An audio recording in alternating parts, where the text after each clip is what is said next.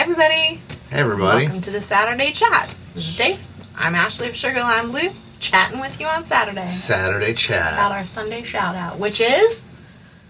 Me and Julio down by the schoolyard. by Paul Simon. Bow, bow, bow, bow, bow, bow, down. We're fresh off recording it, so... You can't not, like, sing pretty much the whole song in your head once you start. Right? Because it's like... Are you having a Cartman moment? It just goes on and on. Yeah, right.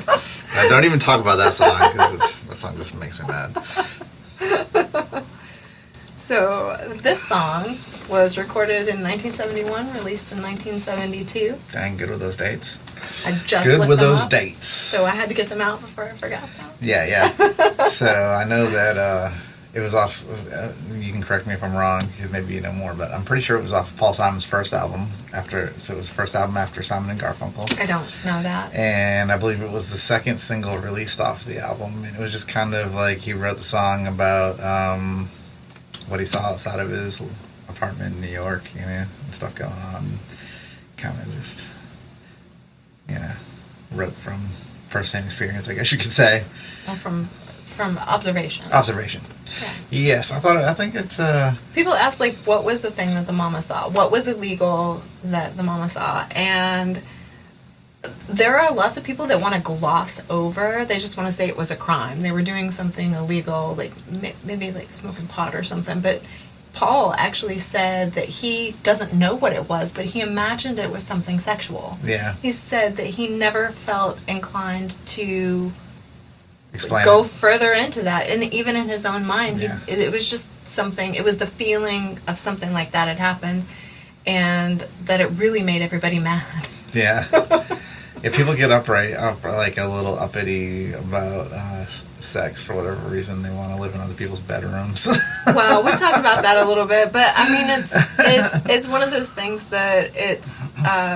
People want to like the song. People love Paul Simon. Oh, yeah. And they want to like sure. the song, but if they don't like the lyrical content of the song, they make another story for it, which I think art is interpretive that way. I mean, it's a lot that way, right? Because there's definitely some times when I'm like, people are like singing along with songs, and I'm like, that's not what that means. Do you know what that song means? Because if you do, I'm pretty sure like you would either not like the song or at least not agree with it. Or at least not be bopping along to it. Like, and I always think that's an interesting thing, It's an interesting line that we walk as artists and art lovers because, I'll admit I like songs that don't necessarily have the greatest content. Absolutely. I think sometimes you can get caught with a melody or like a instrumental hook even. Mm-hmm.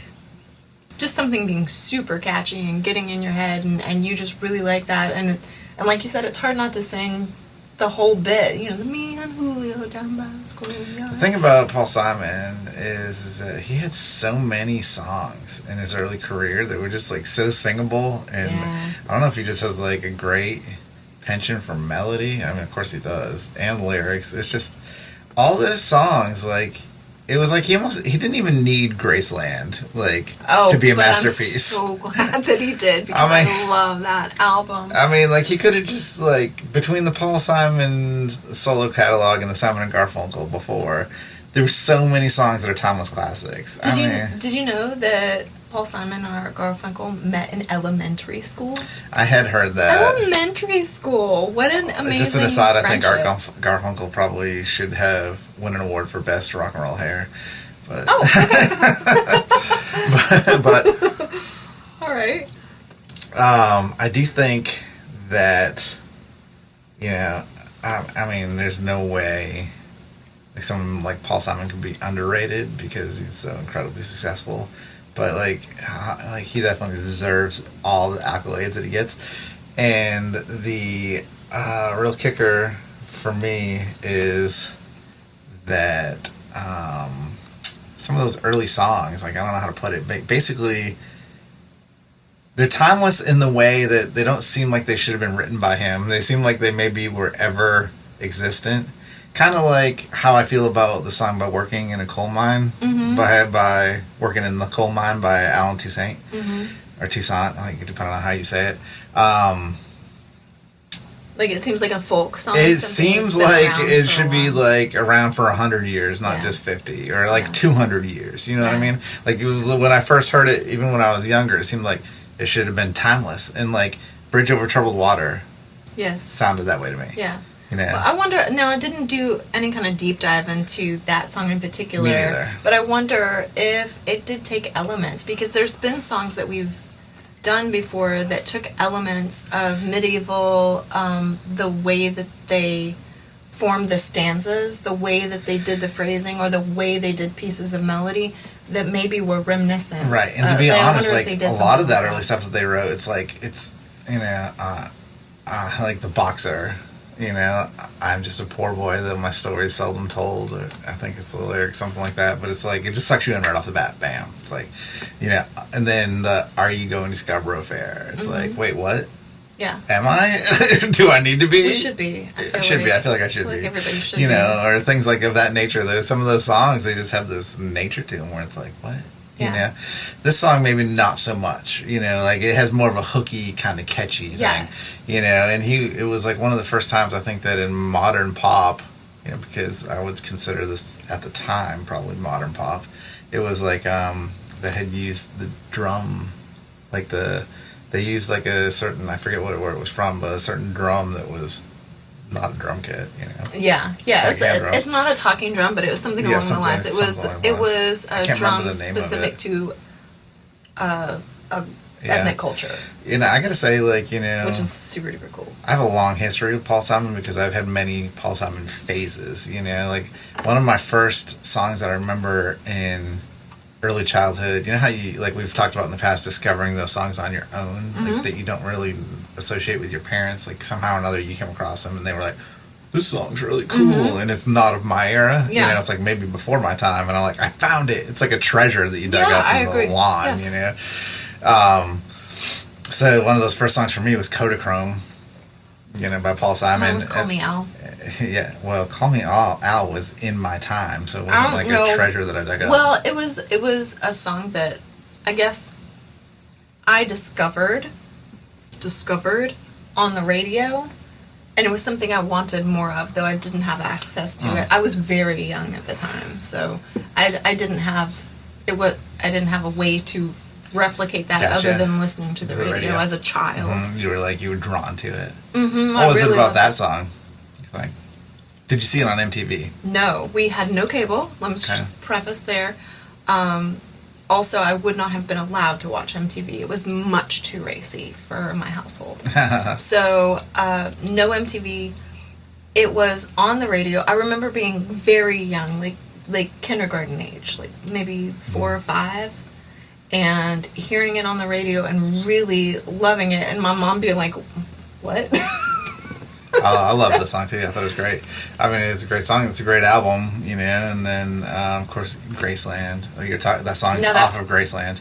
That for me, in my adulthood, with you, you introduced me to that album. So when we went back and discovered the album, and you heard that song, it kind of all tied together. That's one of those albums that I don't think there's a bad song on it. There's nothing really I want to skip over. There's the lines that make me uncomfortable because he comments on society and how it happens in real time, like the boy in the bubble, and the thing about, I forget how the lyric goes exactly, but with the baboon heart, you know, and all that. It's like when I first heard that song, at first I was like, what, like.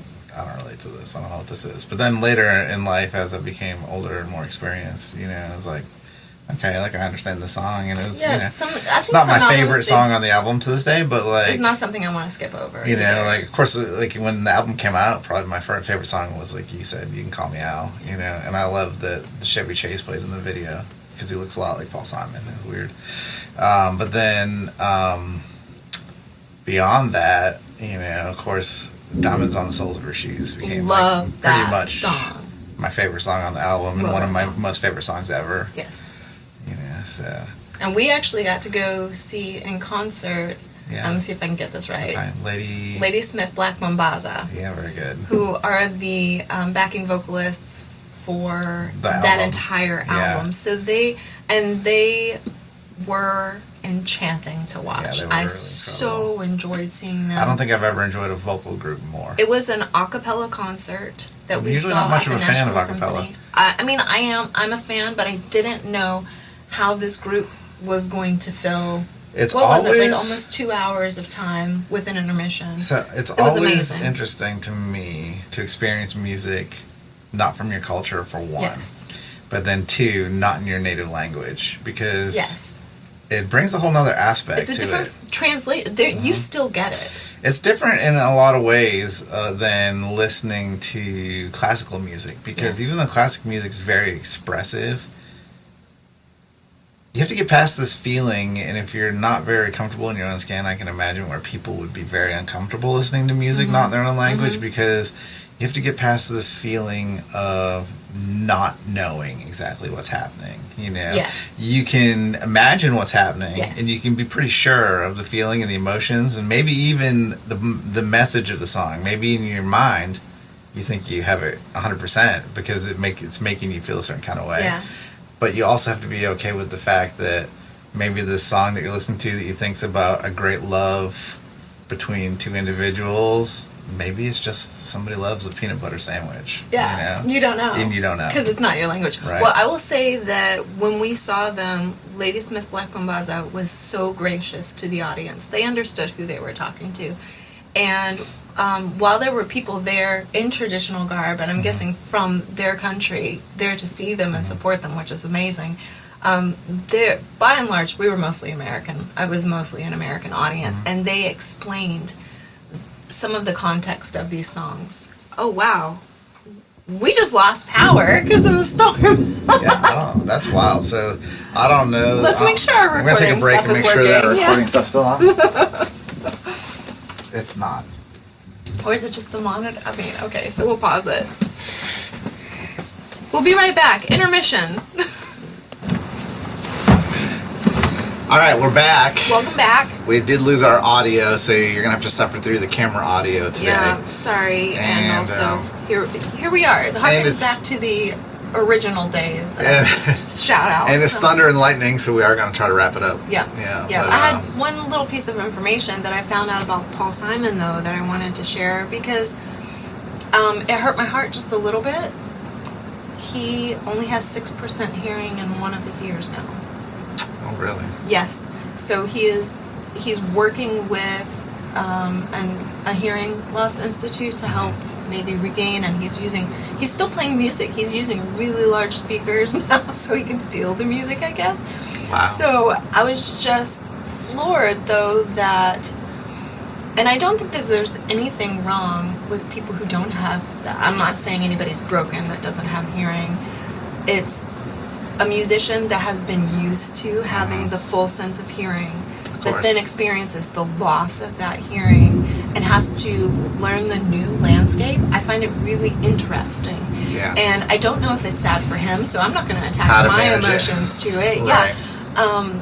But I did find it, to put myself in that position, I would feel loss. I would feel some sadness, but I would still want to continue and learn how to navigate that new, I guess you could call it a soundscape, in a different way.